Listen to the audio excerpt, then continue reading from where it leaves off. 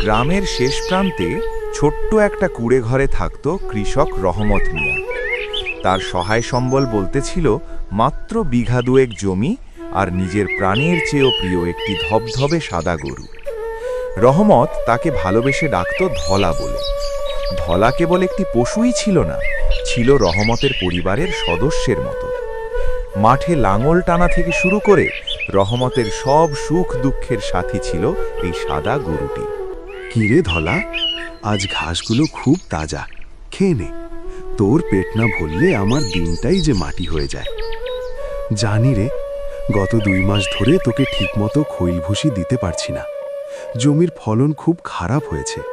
মহাজনের ঋণটাও পাহাড়ের মতো বড় হয়ে গেছে। এমন সময় রাস্তায় দেখা হয় যায় মহাজনের সাথে।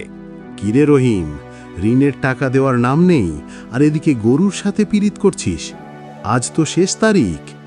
মহাজন সাহেব, দয়া করুন, আর কয়েকটা দিন সময় দিন। ফসল বিক্রি করেই আপনার টাকা শোধ দেব। অনেক হয়েছে। কাল সকালে যদি টাকা না পাই তবে তোর এই ধলা গরুকে আমি নিয়ে যাব। হাটে বিক্রি করলে আমার ঋণের টাকা উসুল হয়ে যাবে। তারপর রহমত খুবই চিন্তিত হয়ে পড়ে। তার এই ধলাকে নিয়ে গেলে সে তো একবারে রাস্তায় বসতে হবে। সে তার ধলাকে হাত বুলাতে তাকে আর বলে, তোকে আর মনে হয় রাখতে পারবো না রে। কাল সকালে যদি টাকা না দিতে পারি তাহলে তোকে নিয়ে যাবে মনে হয়। মাফ করে দিস আমাকে। রহমত সাহেব খুবই চিন্তিত হয়ে পড়ে। কি করবে এখন? টাকাও তো নাই তার কাছে, আর তার ধলাকে বিক্রি করা ছাড়া তো আর কিছু উপায় নাই। ঠিক তখনই তার ধলা হেঁটে চলে যাচ্ছে। রহমত অবাক হয়ে পড়ে। এই ধলা, কই যাচ্ছিস? দাঁড়া। সেও পিছনে পিছনে দৌড়াতে শুরু করলো। তারপর যা ঘটল, গিয়ে দেখে তার ধলা মাটি খুঁড়তেছে। সে তো অবাক। মাটি খুঁড়তে না খুঁড়তেই বেরিয়ে এলো টাকার বাক্স।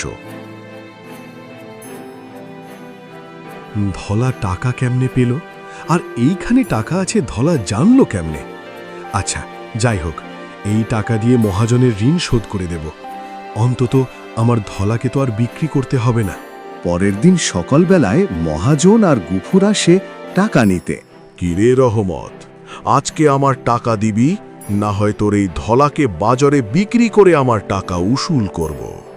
মহাজন সাহেব, আমি আপনার টাকা দিচ্ছি, একটু দাঁড়ান।